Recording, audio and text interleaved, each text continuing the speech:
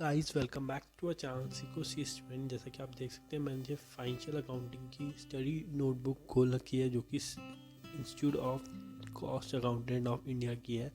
Intermediate paper number 5 की discussion करने वाले हैं। यहाँ पे हम जितने भी इलस्ट्रेशन हैं इस बुक में वो सारे डिस्कशन करने वाले हैं इस चैनल में। अगर आपने इस चैनल को सब्सक्राइब नहीं किया तो प्लीज़ सब्सक्राइब कर लें।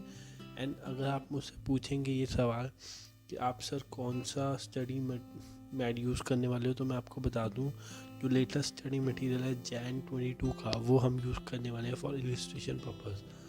तो हम स्टार्ट करते हैं। तो इलिस्ट्रेशन नंबर 1 से स्टार्ट करते हैं। जैसा कि आप इलिस्ट्रेशन नंबर 1 मैं अभी 1 सेकंड ओपन कर रहा हूँ, आप 1 सेकंड वेट कीजिए।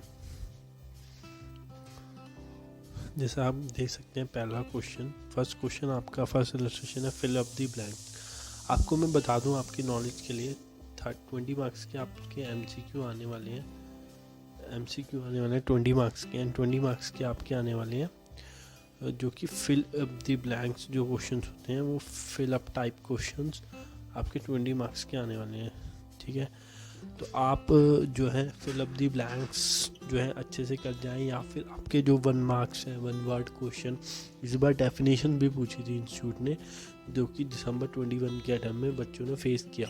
तो इन सब चीज़ों के लिए हम रेडी रहेंगे जो कि हम दिसंबर 21 से जो भी लर्निंग्स है, अगर आपको कुछ एक्स्ट्रा लर्निंग्स मिली है तो मेरे को प्लीज़ कमेंट बॉक्स में कमेंट करके बताएं।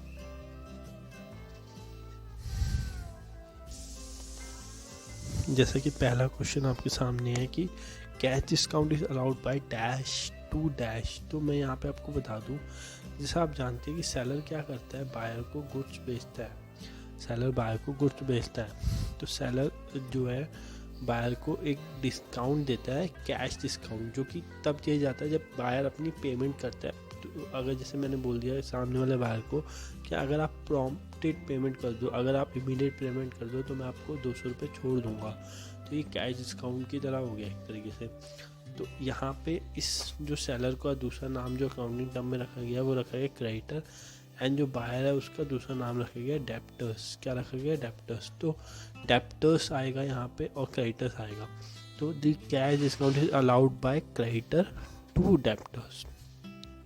तो होप सो आपको ये समझ आया होगा पहला ए पार्ट। फिर नेक्स्ट पार्ट में मूव करते हैं जो कि है profit means excess of dash over dash. तो इनकम ओवर एक्सपेंडिचर, जो भी हमारी इनकम होती है उसके ओवर जो भी एक्सपेंडिचर होता है वो होता है हमारा प्रॉफिट। और लॉस क्या होता है? Expenditure over income.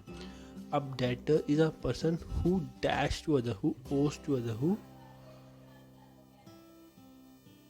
ओस टू अदर।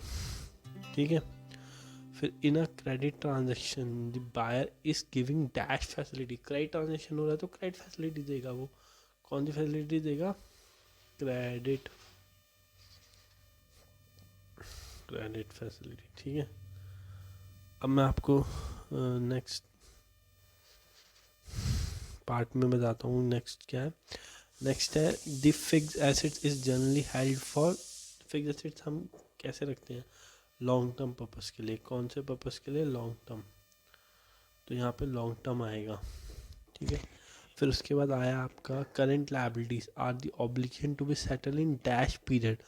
अब यहाँ पे कुछ बच्चे बोलेंगे शॉर्ट टर्म पीरियड, ठीक है, और कुछ बच्चे बोलेंगे 12 मंथ्स के लिए रखते हैं ना। तो मैं बताना चाहूँगा यहाँ पे पीरियड पूछा है, यहाँ पे मंथ्स नहीं पूछे हैं।